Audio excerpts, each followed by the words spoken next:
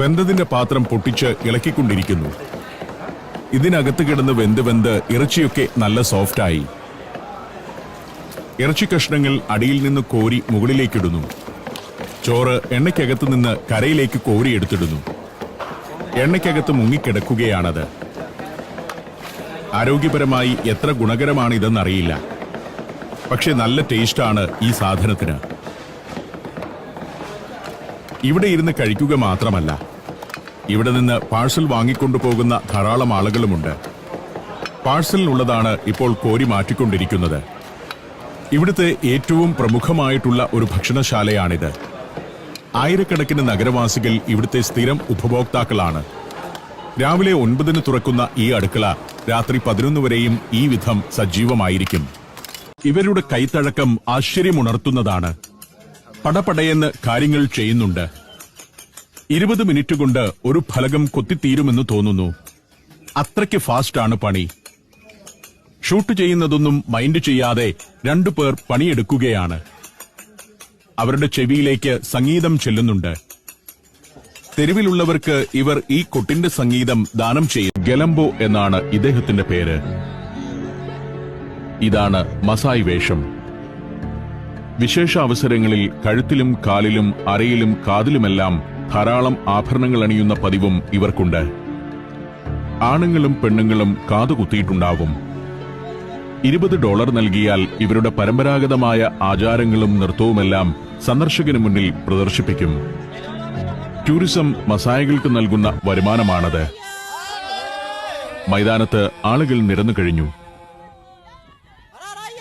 ഒരു ഭാഗത്ത് ഏതാനും സ്ത്രീകളുടെ സംഘം.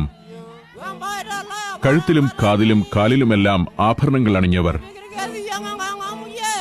പുരുഷന്മാർക്ക് പക്ഷേ അത്രയും ആഭരണങ്ങളില്ല. രമേശും ഹരീഷും വലിയ കൂട്ടുകാരാണെന്ന് തോന്നുന്നു. ഒന്നിച്ച് തോളിൽ കൈയിട്ടേ നടക്കൂ.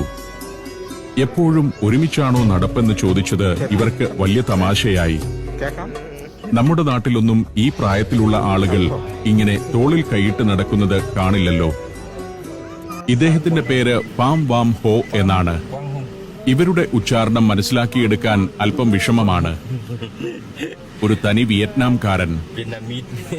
പാങ് വാങ് ഹോ എന്ന് ഞാൻ തെറ്റില്ലാതെ പറഞ്ഞത് ആൾക്ക് വലിയ ഇഷ്ടമായി.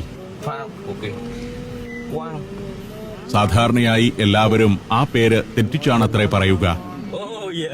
രസകരമായ ഒരു കാഴ്ച തന്നെയാണ് ഇവരുടെ ഭക്ഷണം കഴിക്കൽ. ചോറും മീൻ വറുത്തതും മറ്റുമുണ്ട് വിഭവങ്ങളായി. പച്ചക്കറിയും മീനും ഇറച്ചിയുമെല്ലാമുണ്ട്. എല്ലാ ദിവസത്തെയും പതിവായിരിക്കാം കൂടിയിരുന്നുള്ള ഈ ഭക്ഷണം കഴിക്കൽ. അപ്പുറം കുറച്ച് ചെറുപ്പക്കാർ തണ്ണീർമത്തനൊക്കെ തിന്ന് അങ്ങനെ ഇരിക്കുകയായിരുന്നു. അവർ തിന്നുകൊണ്ടിരുന്നതിന്റെ ഒരു കഷ്ണം കൊണ്ടുവന്ന് ഞങ്ങൾക്കും തന്നു. വളരെ ഫ്രണ്ട്ലിയാണ് ഈ നാട്ടുകാർ. തണ്ണിമത്തൻ തിന്ന് കുറച്ചുപേർ ഇരിപ്പുണ്ട്. ഈ വരുന്ന ആളുകളെല്ലാം ഓരോ തലയണയായിട്ടാണ് പോകുന്നത്. എൻ്റെയൊക്കെ ബാല്യകാലത്ത് ഉത്സവം കൂടാൻ നാട്ടുകാർ പോകുന്നത് പായൊക്കെ ചുരുട്ടി കഷ്ടി വെച്ചിട്ടുണ്ടായിരുന്നു. ഉത്സവപ്പറമ്പിൽ നാടകമോ ബാലയോ അല്ലെങ്കിൽ കഥാപ്രസംഗമോ ഒക്കെ നടക്കും. അത് 2-3 മണിക്കൂർ കാണും. അപ്പോൾ പിള്ളേരും സ്ത്രീകളൊക്കെ പലരും പകുതി കഴിയുമ്പോൾ ഉറങ്ങും. അപ്പോൾ ആ ഉത്സവപ്പറമ്പിൽ വിരിച്ചിട്ട് കിടക്കാൻ വേണ്ടി പായായിട്ട് പോകുന്നൊരു കാലം ഞാൻ ഓർക്കുന്നുണ്ട്. എന്ന് പറഞ്ഞതുപോലെ ഈ സൈപ്രസുകാർ തലയണയൊക്കെ ആയിട്ട് കൺസേർട്ട് കൂടാൻ പോകുന്നു. സംഭവം എന്താണെന്ന് അന്വേഷിച്ചപ്പോൾ എന്താ അറിയോ, ഈ